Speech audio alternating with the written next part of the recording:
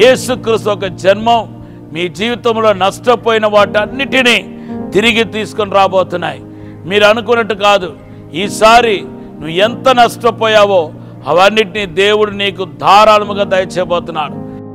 క్రీస్తు నామములో మీ అందరికీ శుభములు తెలియపరుస్తున్నాను. ఈ నూతన నెలలో ఆఖరి నెలలో మనం ప్రవేశించాం. రాబోతున్న దినాల్లో మీరు దేవునికి అద్భుతాన్ని చూడబోతున్నారు. నెల లోపల దేవునికి అసాధారణమైన అద్భుతమైన కార్యాన్ని మీరు చూడబోతున్నారు. దేవునికి మహిమ మీ మీద వెలుగబోతున్నాయి. దేవునికి ఆశీర్వాదం మీ మీదకు కుమరించబడబోతుంది. దేవునికి విడుదలను, ఆశీర్వాదాన్ని, అద్భుతాన్ని మీ జీవితంలో మీరు చూడబోతున్నారు. ఈరోజు దేవుడు మనకిచ్చిన వాగ్దానం ద్వితీయోపదేశ కాండం 28వ అధ్యాయం 4, 5, 6 వచనాన్ని దేవుడు మనకు వాగ్దానముగా ఇస్తున్నారు. దేవుని బిడ్డలారా, యేసు ఈ లోకానికి ఎందుకు వచ్చాడో మీరు కొన్ని విషయాలు మీకు చెప్పాలని పరిశుద్ధాత్మతో ప్రేరేపించబడుతున్నారు. లూకాసు వార్త 19:10లో ఏమని రాయబడి ఉందంటే, నశించిపోయిన దాన్ని వెదకి రక్షించడానికి మనుష్య కుమారుడు వచ్చాడని రాయబడి ఉంది. ఈ యేసుక్రీస్తు ఒక రాక, యేసుక్రీస్తు ఒక జన్మం మన జీవితంలో మొట్టమొదటిగా తీసుకొచ్చే ఆశీర్వాదం ఏంటంటే, ఆ నష్టపోయిన వాటన్నిటినీ దేవుడు సమకూర్చడానికి వచ్చాడు. ఈరోజు మీరు ఆత్మీయంగా నష్టపోయినా, భూసంబంధంగా నష్టపోయినా, పరసంబంధంగా నష్టపోయినా వాటన్నిటినీ దేవుడు సమకూర్చగలుగుతాడని మీరు రూఢిగా నమ్మాలి. ఇశ్రాయేలు ప్రజల జీవితంలో మొదటిగా వాళ్ళు పోగొట్టుకున్నది బలిపీఠం. మొదటి రాజుల గ్రంథం 18వ అధ్యాయం 38వ వచనంలో మనం చూస్తున్నాం. రెండవదిగా ఇశ్రాయేలు ప్రజలు కోల్పోయింది ఏంటంటే, దేవుని యొక్క మందిరాన్ని కోల్పోయారు.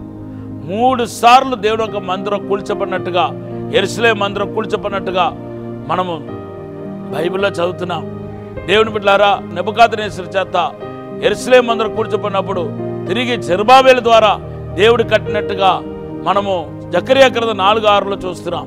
మూడవదిగా నెహెమ్యా కాలంలో కూల్చబడిన ఆ పట్టణం యొక్క గోడను దేవుడు తిరిగి కట్టినట్టుగా మనము నెహెమ్యా గ్రంథంలో 1వ అధ్యాయం 4వ వచనం నుండి చూస్తున్నాం. ఈ మూడు ప్రాముఖ్యమైన ఆశీర్వాదాలు మనకు చాటుతున్నాయి. మొదటిది ఏంటంటే, బలిపీఠం అంటే ఆత్మ సంబంధమైనది. ఆ మందిరం అంటే దేవుని బిడ్డలారా పరసంబంధమైనది. ఎందుకంటే మందిరం పరలోకంలో ఒక మందిరం కనపడిందంట, అది పరసంబంధమైన చూపిస్తుంది. మూడవదిగా ఈ పట్టణపు గోడ అనేది భూ సంబంధమైన ఆశీర్వాదాన్ని చూపిస్తున్నాయి.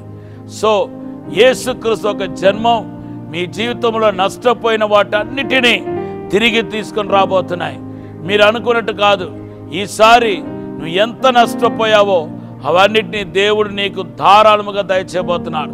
మీరు భార్య నుండి నష్టపోయినవన్నిటినీ దేవుడు తిరిగి ఇవ్వబోతున్నాడు.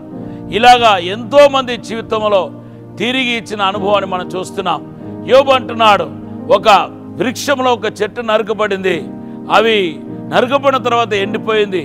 ఎండిపోయిన చెట్టు గురించిన నిరీక్షణ ఏమై ఉంటుందని అడుగుతున్నాడు.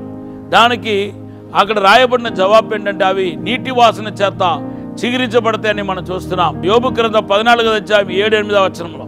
అలాగే మీ ఆరోగ్యం చిగురించబడబోతున్నాయి, మీ ఫైనాన్స్ చిగురించబడబోతున్నాయి, మీ ఆత్మీయ జీవితం చిగురించబడబోతున్నాయి, మీ కుటుంబంలో ఉన్న ఆ కార్యాలు, చచ్చిపోయిన కార్యాలు చిగురించబడబోతున్నాయి. మీరు ఆత్మీయంగా దిగజారిపోయి నష్టపోయి చనిపోయి ఉంటే వాటి కూడా చిగురించే ఒక అనుభవాన్ని మీరు చూడబోతున్నారు. దేవుడి ఈ మాటను ఆశీర్వదించునుగాక. ఇప్పుడు మీ కొరకు ప్రార్థన చేస్తాను. పరిశుద్ధము నమ్మకమైన పరలోక తండ్రి, నీకు వందనాలు, స్తోత్రాలు ప్రభా. మమ్మల్ని క్షమించండి, మన్నించండి, పరిశుద్ధపరచండి ప్రభా. విశేషమైన కృప దయచండి ప్రభా. నీ ప్రసన్న చేత, మహిమ చేత, వెలుగు చేత నింపండి ప్రభా.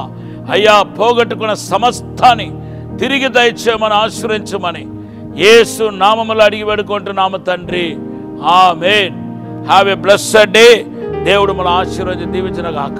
ఈరోజు దేవుడు మనకిచ్చిన వాగ్దానం యెహోషువ గ్రంథం 1:9.